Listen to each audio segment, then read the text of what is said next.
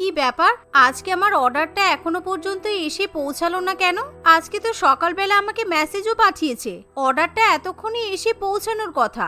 Delivery বয়ও আমার phone ধরছে না। না, একবার নিচে গিয়ে দেখি তো। এই বলে তিয়াশা নিচে নেমে তার শাশুড়ি মাকে ডেলিভারি বয়ের সঙ্গে জমিয়ে গল্প করতে দেখে। তিয়াশার শাশুড়ি মা রঞ্জনা দেবী একটা মিনি স্কার্ট পরে ডেলিভারি বয়কে ভালোবেসে মিষ্টি এবং ফ্রুট জুস খাওয়ায়। ডেলিভারি বয়ও তিয়াশার মডার্ন শাশুড়ি মায়ের দিকে হা করে তাকিয়ে থাকে, যা দেখে তিয়াশা বলে, আরে দাদা, আমি আপনাকে কতক্ষণ ধরে ফোন করছি, আপনি আমার ফোন ধরছেন না কেন? আর মা, আপনার কি কোনো কাজ নেই? আপনি বসে বসে ওনার সঙ্গে গল্প করছেন? আরে ম্যাডাম, আমি তো পার্সেলই দিতে এসেছিলাম। আসলে উনি আমার সঙ্গে গল্প করতে শুরু করলেন, তাই খেয়ালে বেখেয়ালে আপনাকে পার্সেলটা দেওয়ার কথা মনেই নেই। এই নিন আপনার পার্সেল। এই বলে ডেলিভারি বয় কেটে পড়ে। তিয়াশা বিয়ের পরপরই বুঝতে পারে তার মডার্ন শাশুড়ি মায়ের একটু চোখ খারাপ প্রকৃতির, কারণ রঞ্জনা দেবী ইচ্ছা করেই পাড়ার মধ্যে মিনি স্কার্ট এবং টপ পরে ঘুরে বেড়ায়, আর যেটা তিয়াশার একদমই পছন্দ নয়। আপনাকে কতবার বলেছি এই সমস্ত জামা কাপড় পরে আপনি বাইরের লোকেদের সামনে আসবেন না। লোকে কি বলবে বলুন তো? একে আপনার জন্য আমাকে হাজার কথা শুনতে হয়, তার উপর আজকে আবার ডেলিভারি বয়ের সঙ্গে। ওফ, তুমিও তো দেখছি পাড়ার লোকেদের থেকে কম কিছু যাও না। কি হয়েছে? আমি ওর সাথে একটু গল্প করেছি তাতে? আজকাল সবাই মডার্ন, আমি তো আর তোমার ওই ডেলিভারি বয়কে বিয়ে করে ফেলছি না। তিয়াশা তার শাশুড়ি মাকে বোঝালেও তার শাশুড়ি মা কিছুই শুনতে চায় না। আসলে রঞ্জনা দেবী ছেলেদের প্রতি একটু দুর্বল প্রকৃতির ছিল। নতুন নতুন পুরুষ মানুষের সঙ্গে বন্ধুত্ব পাতাতে সে খুবই পছন্দ করত। শাশুড়ি মায়ের ভয়ে তিয়াশা অনলাইন থেকে অর্ডার করাই বন্ধ করে দেয়, যাতে বাড়িতে কোনো ডেলিভারি বয় না আসে আর তার শাশুড়ি মায়ের সঙ্গে গল্প করতে না পারে। দেখতে দেখতে এভাবেই সময় কাটতে থাকে। একদিন তিয়াশার বান্ধবী পারমিতা ফোন করে বলে, কিরে, আজকে একটু ক্লাবে যাবি নাকি? সুন্দর জামা কাপড় পরবি কিন্তু, শাড়ি পরে আবার চলে আসিস না, মডার্ন ড্রেস পরিয়ে আসবি। তোর শাশুড়ি মা অবশ্য খুব ভালো, তুই মডার্ন ড্রেস পরলেও কিছু বলবে না, কারণ উনি তো নিজেই মডার্ন ড্রেস পরে ঘুরে বেড়ান। আর ভালো, আমার শাশুড়ি মাকে নিয়ে মাথা খারাপ হওয়ার মতো অবস্থা। এখন মনে হয় আমি আমার শাশুড়ির শাশুড়ি হয়ে গেছি। যাই হোক, তুই যখন এত করে বলছিস তাহলে ঠিক আছে, আজকে না হয় আমি ক্লাবে যাব। তবে তুই তো ভালো করেই জানিস আমি বেশি খোলামেলা জামা কাপড় পরতে পছন্দ করি না। এই বলে তিয়াশা ফোন রেখে দেয়। বিকালে তিয়াশা তার বান্ধবীর সঙ্গে ক্লাবে যায়, কিন্তু সেখানে গিয়ে তিয়াশা তার শাশুড়ি মাকে একটা ইয়াং ছেলের সঙ্গে গলা জড়িয়ে নাচানাচি করতে দেখে। এই তিয়াশা, ওটা তোর শাশুড়ি মা না? এ বাবা, তোর শাশুড়ি তো দেখছি আমাদের থেকেও বেশি খোলামেলা জামা কাপড় পরে ডান্স করছে। এরকম শাশুড়ি আমি তো জীবনে প্রথমবার দেখলাম। হ্যাঁ রে, তোর না শ্বশুর মশাই আছেন? তোর শ্বশুর মশাই কিছু বলেন না? তোর শাশুড়ি মাকে তো প্রায়ই ওর সঙ্গে গল্প করতে দেখি। সত্যি বাবা, কপাল করে এরকম একটা শাশুড়ি পেয়েছিস। আমি যদি অন্য কোনো ছেলের সঙ্গে কথা বলি, আমার শাশুড়ি মা তো আমাকে কেটে ফেলে দেবে। এখানে তো তোর শাশুড়ি মা নিজেই বাইরে চক্কর করে বেড়াচ্ছে। বান্ধবীদের মুখে এমন কথা শুনে তিয়াশার খুব খারাপ লাগে। তিয়াশা তখনই তার শাশুড়ি মাকে থামিয়ে দিয়ে বলে, এসব কি করছেন আপনি? আপনার লজ্জা করছে না? আপনার স্বামী সংসার থাকতে আপনি এরকম ক্লাবে এসে বাচ্চা বাচ্চা ছেলেদের সঙ্গে বাজেভাবে ডান্স করছেন? এখনই আমার সঙ্গে বাড়ি চলুন, আপনার জন্য আমি কাউকে মুখ দেখাতে পারছি না।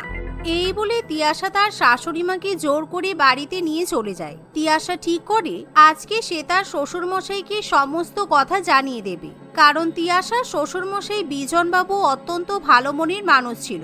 সে সবসময় তার স্ত্রী অর্থাৎ রঞ্জনা দেবীকে নিজের মন মর্জি মতো চলতে দেয়, কখনোই কোনো রকম প্রশ্ন করে না। কিন্তু তিয়াশা আজকে প্রচন্ড রেগে যাওয়ায় সে তার শ্বশুর মশাইকে বলে, বাবা, আমার মনে হয় আপনার মাকে এবার কিছু বলা উচিত। মা প্রত্যেকদিন এখানে ওখানে বেরিয়ে যায়, মায়ের আচরণ একদমই শাশুড়ি সুলভ নয়। লোকে আমাদের নামে কত নিন্দা করছে জানেন তো? করতে দাও না, আমি সুন্দরী মডার্ন দেখে লোকে হিংসা করছে। তুমিও দেখছি পাড়ার লোকেদের মতো আমাকে হিংসা করছো। আমি আমার বন্ধুদের সঙ্গে ক্লাবে গিয়েছিলাম, এতে কোন ভুলটা আমি করেছি শুনি? আহা রঞ্জনা, বোমা যখন বলছে নিশ্চয়ই বোমার খুবই খারাপ লেগেছে। আর তোমাকে তো আমি কোনোদিনই কিছু বলিনি, কিন্তু তুমি ইদানিং এই সমস্ত ছোটখাটো জামা কাপড় পরে ছেলেদের সঙ্গে খুবই মিশছো দেখছি। তুমি আমাকে কি বলবে? তোমার বলার মতো মুখ আছে? আমার মতো সুন্দরী মডার্ন বউ পেয়েছো, এটাই তোমার অনেক সৌভাগ্য। তোমার বাবা মা যতদিন বেঁচে ছিল আমি তাদেরকে সম্মান দিয়েই চলেছি। এখন আমাকে একটু আমার মতো করে বাঁচতে দাও। তাতে তোমাদের যদি কোনো প্রবলেম থাকে তাহলে চোখে টেপ এঁটে বসে থাকো। এভাবেই রঞ্জনা দেবী অনেক কথা শুনিয়ে দিয়ে নিজের ঘরে চলে যায়। বিজনবাবু চাইলেও আর কিছু বলতে পারে না, কিন্তু তিয়াশা মোটেই ব্যাপারটা মেনে নিতে পারে না। একদিন তিয়াশা লক্ষ্য করে তার শাশুড়ি মা কার সঙ্গে যেন চ্যাট করতে ব্যস্ত। মা, আপনি শুনতে পাচ্ছেন? আমি অনেকক্ষণ টেবিলে খাবার দিয়েছি, কিন্তু আপনি তো খাবারটা এখনো খেলেন না। ঠান্ডা হয়ে গেল তো। সারাক্ষণ ফোনের মধ্যে ব্যস্ত আছেন। কার সঙ্গে এত কথা বলছেন? বারবার এত খবরদারি করো না তো।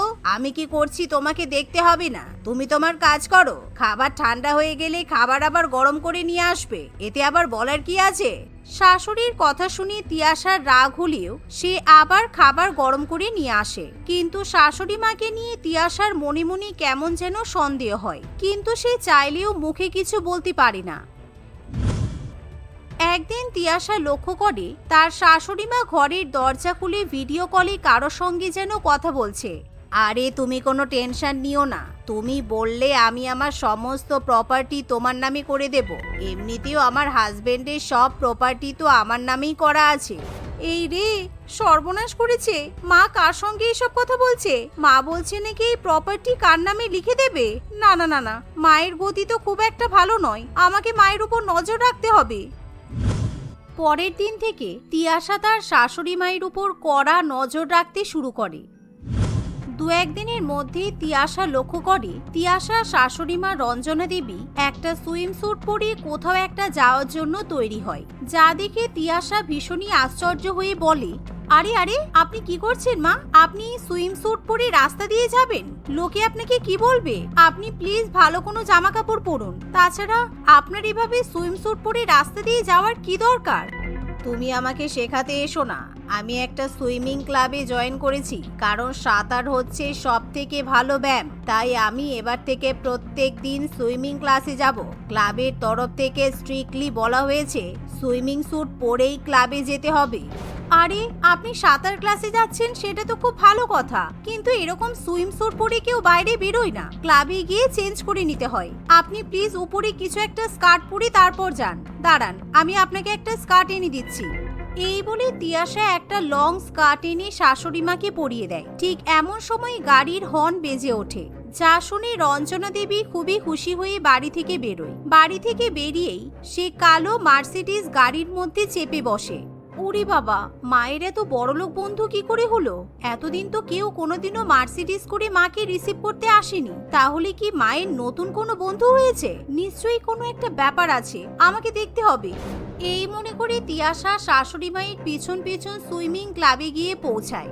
সেখানে গিয়ে তিয়াশা তার শাশুড়ি মাকে সেই সুইমিং ক্লাবের এক মেম্বারের গা মুছিয়ে দিতে দেখে, যা দেখে তিয়াশা খুব ভালোই বুঝতে পারে সেটা রঞ্জনা দেবীর নতুন বয়ফ্রেন্ড। সেদিন যখন রঞ্জনা দেবী বাড়ি ফিরে আসে, মা, আপনি কিন্তু কাজটা একদমই ঠিক করছেন না। বাবা এত ভালো মানুষ, আর বাবা আপনাকে এত ভালোবাসে, কিন্তু তবুও আপনি ওনাকে এভাবে চিট করছেন কি করে? আপনার এত ভালো সংসার থাকা সত্ত্বেও আপনি বাইরে এরকম ভাবে চক্কর চালাচ্ছেন। তিয়াশা তার শাশুড়ি মাকে অনেক বোঝানোর চেষ্টা করলেও রঞ্জনা দেবী কোনো কথা শুনতে চায় না। সে এখন প্রত্যেক দিনই তার নতুন বয়ফ্রেন্ডের সঙ্গে ডেটে যায়, তার সঙ্গে ছবিও পোস্ট করে। হ্যাঁ গো বৌমা, তোমার শাশুড়ি মায়ের কি খবর? প্রত্যেক দিনই তো কার সঙ্গে বেশ ছবি দিচ্ছে। তাই এই বুড়ো বয়সে তোমার শাশুড়ির কি ভীমরতি ধরলো নাকি? তুমি কিছু বলতে পারো না? প্রতিবেশীর মুখে এমন কথা শুনে তিয়াশার খুব খারাপ লাগে। না, আমি এত অপমান আর কিছুতেই সহ্য করতে পারছি না। এবার দেখছি মায়ের ওই বয়ফ্রেন্ডের সঙ্গে আমাকেই কথা বলতে হবে। যাই হয়ে যাক না কেন, কিছুতেই আমাদের সংসারটি এভাবে ভাঙতে দেওয়া যাবে না। এই ভেবে তিয়াশা রঞ্জনা দেবীর ফোন থেকে সেদিনই রাহুল নামে সেই ছেলেটির ফোন নাম্বার নিয়ে নেয়। তিয়াশা রাহুলকে ফোন করে বলে, দেখুন, আপনি এখন অনেক ইয়াং, আপনি অনেক ভালো ভালো মেয়ে পেয়ে যাবেন। প্লিজ আমার শাশুড়ি মাকে ছেড়ে দিন। আমার শাশুড়ি মায়ের জন্য আমাদের অনেক বদনাম হচ্ছে। পাড়ার লোকেদের কাছে আমরা মুখ দেখাতে পারছি না। আপনি কি জানেন আরে আপনাকে কে বললো আমি আপনার শাশুড়িকে পছন্দ করি? আপনার শাশুড়ি মা তো আমার বন্ধু। আসলে আপনাকে আমার অনেকদিন ধরেই ভালো লাগে। আমি আপনার সঙ্গে বন্ধুত্ব করার জন্যই তো আপনার শাশুড়ির সঙ্গে কথা বলতাম। রাহুলের কথা শুনে তিয়াশা একদম আকাশ থেকে পড়ে। তিয়াশা ভাবতেও পারেনি তার শাশুড়ি মায়ের নতুন বয়ফ্রেন্ড তাকে এরকম ভাবে কথা শোনাতে পারে। আপনার সঙ্গে তো আমার কখনোই সামনে থেকে কথা হয়নি। আপনার সঙ্গে কথা বলে খুব ভালো লাগলো। এনিওয়ে, আপনার নাম্বারটা দেবেন প্লিজ, তাহলে আমি আপনার সঙ্গে পরে কথা বলতে পারতাম আর কি। দেখুন, আমি ম্যারিড, আমি অন্য কোনো ছেলের সঙ্গে বন্ধুত্ব করি না, তাছাড়া আমি করতেও চাই না। আপনি প্লিজ আমার রিকোয়েস্টটা রাখবেন, আমার শাশুড়ি মায়ের সঙ্গে দেখা করা বন্ধ করে দিন। আমি তো খুব ভালো করেই জানি আপনি ম্যারিড, কিন্তু তাতে আমার কোনো প্রবলেম নেই। আর এমনিতেও আমি আপনার শাশুড়ির উপর ইন্টারেস্টেড না। আপনার শাশুড়ি আমাকে বারবার ফোন করে ডাকে, তাই আর কি। ঠিক এমন সময় রঞ্জনা দেবী আড়াল থেকে রাহুল এবং তিয়াশাকে কথা বলতে শোনে। আর যেহেতু তিয়াশার ফোন লাউড স্পিকারে থাকে, তাই রঞ্জনা দেবী খুব ভালো মতোই রাহুলের সব কথা শুনতে পায়। তাই সে ভীষণই রেগে গিয়ে ফোনটা নিয়ে রাহুলকে বলে, শয়তান ছেলে, এই ছিল তোর পেটে? এতদিন তো আমার সঙ্গে খুব ঘুরে বেরিয়েছিস, খুব তো I love you, I miss you বলেছিস। এখন আমার বৌমাকে পেয়ে আমার বৌমাকে প্রপোজ করছিস? তোর সাহস তো কম নয়। এই বলে রঞ্জনা দেবী রাহুলের ফোন কেটে দেয়। আর সে মনে মনে বুঝতে পারে এভাবে বাইরের ছেলেদের সঙ্গে চক্কর করা মোটেই তার উচিত হয়নি। নিজের ভুলের জন্য সে খুবই কান্নাকাটি করতে শুরু করে দেয়। কি হয়েছে মা, আপনি এত কান্নাকাটি করছেন কেন? আমি নিজের ভুল বুঝতে পেরেছি বৌমা, তুমি আমাকে ক্ষমা করে দাও। আমি তোমার সঙ্গে খুব খারাপ ব্যবহার করেছি। আমি তোমার শ্বশুর মশাইয়ের সঙ্গেও মোটেও ভালো কাজ করিনি। আমার এরকম করা একদমই উচিত হয়নি। আমি আর জীবনে কোনো দিনও নিজের স্বামী ছাড়া অন্য কোনো ছেলের সঙ্গে বন্ধুত্ব করতে যাব না। আরে বাবা, ভুল তো মানুষের দ্বারাই হয়। তুমি যে নিজের ভুল বুঝতে পেরেছো এটাই অনেক, আর আমি তাতেই অনেক খুশি, বুঝেছো? বিজনবাবুর কথা শুনে রঞ্জনা দেবী কান্না থামায়। সেদিনের পর থেকে রঞ্জনা দেবী নিজেকে পুরোপুরিভাবে পরিবর্তিত করে নেয়। সে আর কোনোদিনও মডার্ন সেজে বাইরের ছেলেদের পটানোর চেষ্টা করে না। রিমিতা নামের একটি মেয়ে তার বাবা ও মায়ের সঙ্গে বাস করত। রিমিতা দেখতে খুবই কালো ছিল, তাই জন্য তাকে সবসময় সমাজে সকলের কাছে অবহেলিত ও অপমানিত হতে হয়। তার গায়ের কালো রঙই তার জীবনের কাল হয়ে দাঁড়িয়েছিল। সে দেখতে খুবই কুৎসিত ও কালো হওয়ায় কেউ তাকে বিয়ে করতেই চাইতো না। তাই তার বাবা মা অনেক টাকা পয়সা ও সম্পত্তির লোভ দেখিয়ে মেয়ের বিয়ে দিতে তৎপর হয়ে উঠেছিল। মা, তুমি টাকা পয়সার লোভে অত কালো মেয়ের সঙ্গে আমার বিয়ে দিচ্ছ, তাই তো? একবারও আমার কথা ভাবছো না, তাই তো, যে আমার কি হবে? তুই মুখটা বন্ধ রাখ। কালো তাতে কি হয়েছে?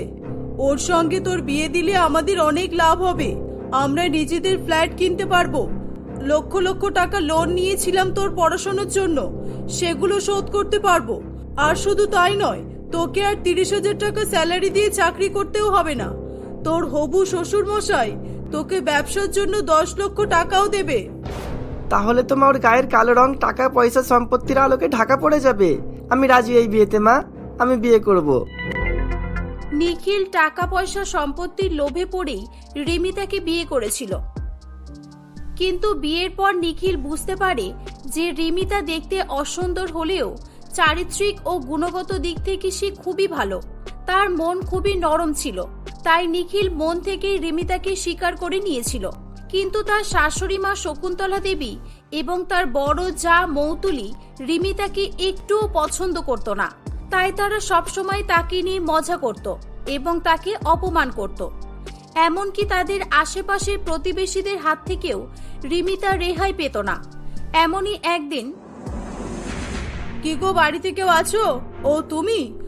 এই শকুন্তলা, তোমাদের পরিবারের সবাই ফর্সা, আর তোমার ছোট বৌমাটা এত কালো যে কি বলবো, একেবারে বেমানান লাগে। আমাদের পরিবারের সবাই ফর্সা, দেখতে খুব সুন্দর, সবাই আমাদের উপর নজর দিত। তাই জন্য আমার শাশুড়ি মা এমন একজন কালো মেয়েকে কালো টিকা করে আমাদের বাড়িতে নিয়ে এসেছে। আচ্ছা, এসব ছাড়ো এবার। বলো দিদি, কোনো দরকার ছিল নাকি? কিছু বলবে? হ্যাঁ, বলবো বলেই তো এসেছি গো বাবা। তোমার কালো বৌমাকে দয়া করে সন্ধ্যার পরে আর বাইরে বের হতে দেবে না। কেন বলো তো? ও আবার কি করলো তোমাকে? আমাকে নয়, আসলে কালকে সন্ধ্যের দিকে কারেন্ট চলে গিয়েছিল না, আমাদের বাড়ির সব বাচ্চারা ছাদে উঠে খেলাধুলা করছিল। ঠিক সেই সময় তোমার বৌমাও তোমাদের বাড়ির ছাদে উঠেছিল, আমার নাতি নাতনিগুলো তোমাদের কালো বৌমাকে দেখে খুব ভয় পেয়ে গেছে। সবাই ভূত ভূত বলে চিৎকার করতে করতে নিচে নেমে গেছে। এ বাবা, সে কি? সত্যি একে দেখতে যা কালো, বাচ্চারা কি বড় মানুষরাও একে দেখে ভয় পেয়ে যাওয়ার কথা, তাও আবার রাত্রিবেলা। বাচ্চারা তো ভয় পাবেই। এই, কি করতে গিয়েছিলে তুমি কালকে ছাদে? বাচ্চাদের ভয় দেখাতে? না মা, আমি ভয় দেখাতে যাব কেন? আসলে মা, আমি কালকে জামা কাপড় তুলতে ভুলে গিয়েছিলাম, তাই সন্ধেবেলা। এখন আমার ছোট নাতনিটার অবস্থা খুব খারাপ, শুধু ভূত ভূত বলে কান্নাকাটি করছে। কাকিমা, আপনি বরং আপনার নাতনিকে একটা ওঝার কাছে নিয়ে যান। ঝাড়ফুঁক না করা পর্যন্ত ঠিক হবে না। তা যা বলেছো তুমি, এছাড়া উপায় নেই। তাই বলতে এলাম, কালো বৌমাকে খবরদার আর সন্ধ্যের পর বাইরে বের করো না। ঠিক আছে ঠিক আছে, তাই হবে। এই, কি বলেছে, কানে কথা গেছে তোমার? হ্যাঁ মা, আর এমন হবে না। রিমিতা মনে মনে খুবই দুঃখ পায়, কিন্তু তবুও সে কিছু প্রকাশ করতে পারছিল না। অপরদিকে তার বড় যা মৌতুলি মনে মনে খুব খুশি হচ্ছিল। এরকম ভাবেই সময় কাটছিল তাদের। একদিন, এই যে কালো বৌমা, কি ব্যাপার তোমার? আমি যে তোমাকে প্রত্যেকদিন বেসন, হলুদ আর চন্দনের ফেস প্যাক মুখে লাগাতে বলেছিলাম, করেছো একবারও? একদিনও তো দেখলাম না। হ্যাঁ মা, আমি প্রত্যেকদিন তো মুখে ফেস প্যাকটা লাগাই, কিন্তু কিছুই তো হচ্ছে না। হচ্ছে না মানে? আমি ইউটিউবে দেখেছি এই ফেস প্যাকটা 10 দিন লাগালে কালো মেয়েরা ফর্সা হয়ে যাবে, আর তুমি বলছো কিছুই হচ্ছে না। বুঝেছি, তুমি হয়তো ফেস প্যাকটা ব্যবহার করোইনি আর আমাকে মিথ্যা কথা বলছো। আচ্ছা, এই কালো রঙে কি আছে শুনি? তুমি ফর্সা হতে চাও না কেন? না মা, আমি সত্যি বলছি, বিশ্বাস করুন। আর আমি ফর্সা হতে চাই মা। ফর্সা হলেই তো দিদির মতো সবাই আমাকে পছন্দ করবে, আমাকে ভালোবাসবে আর অপমান করবে না। সব সময় ভাবি, উপরওয়ালা সবাইকে ফর্সা বানায়নি কেন, অথবা সবাইকে কালো বানায়নি কেন? সবাই এক সমান হলে সমাজে এরকম ভেদাভেদ থাকতো না। এই চুপ করো, আমাকে জ্ঞান দিতে আসবে না। কালো হয়ে জন্মেছো, এটা তোমার দোষ, ঠিক আছে? এসব ছাড়ো, আমি তোমাকে অন্য একটা দামি ফেয়ারনেস ক্রিম কিনে এনে দেবো, সেটা ব্যবহার করবে। না হলে তোমাকে নিয়ে কোনোদিনই বাইরে বেরোনো যাবে না। মা, কাকের গায়ে আপনি যাই লাগান না কেন, কাক কি কোনোদিনও ময়ূর হতে পারবে? কাক কাকই থেকে যাবে। এভাবেই প্রতিটা দিন রিমিতাকে নিয়ে বাড়িতে হাসি মজা ঠাট্টা চলতেই থাকতো। বেশ কয়েক মাস পর বাড়ির দুই বৌমা একসাথে সবাইকে খুশির খবর শোনায়। অর্থাৎ দুই বৌমায় এখন অন্তঃসত্ত্বা। সবাই বেশ খুশি হয়, কিন্তু রিমিতা তার গায়ের কালো রং নিয়ে আরো বেশি বিপদে পড়ে যায়। কারণ একদিন শকুন্তলা দেবী বাজার থেকে 1 বস্তা টমেটো নিয়ে এসে রিমিতাকে বলে, এই যে কালো বৌমা, এখানে এসো, দেখো এখানে 1 বস্তা টমেটো আছে, এগুলো সব 10 দিনের মধ্যে খেয়ে শেষ করবে। ওরে বাবা, এত টমেটো এনেছেন কেন মা? আর এত টমেটো আমাকে খেতে বলছেন কেন আপনি? কেন আবার? আমাকে একজন বলেছে গর্ভবতী মেয়েরা বেশি বেশি করে টমেটো খেলে তার বাচ্চারা খুব ফর্সা হয়। তুমি যা কালো, আমি চাই না আমার নাতি নাতনিও কালো হোক। কালো বাচ্চাদের একটুও ভালো লাগে না আমার। কিন্তু মা, 10 দিনে এত টমেটো আমি কিভাবে খাবো? আর তাছাড়া বাচ্চা কালো হবে নাকি ফর্সা হবে সেটা তো উপরওয়ালার হাতে, আমাদের হাতে নয়। এই, বেশি কথা বলো না, যা বলছি তাই করো। আর খেতে পারবে না মানে? তোমাকে খেতেই হবে। বাচ্চা ফর্সা হওয়া চাই, বলে দিলাম। কালো বাচ্চা জন্ম দিলে না, তোমার বাবা মায়ের কাছে পাঠিয়ে দেব। হ্যাঁ মা, আপনি কালো বৌমাকে যতই টমেটো খাওয়ান বা অন্য কিছু খাওয়ান, কিছুতেই কিছু হবে না। কালো মেয়ের বাচ্চা কালো তো হবেই, এটাই হয়ে এসেছে। না দিদি, এরকম হয় না সব সময়। কালো মেয়েদেরও তো অনেক সময় ফর্সা বাচ্চা হয়। আর তাছাড়া তোমার দেওরও তো খুব ফর্সা। বাবা, তোমার তো দেখছি শখ কম না। তোমার বাবা তো ফর্সা আর তোমার মা তোমার মতোই কালো।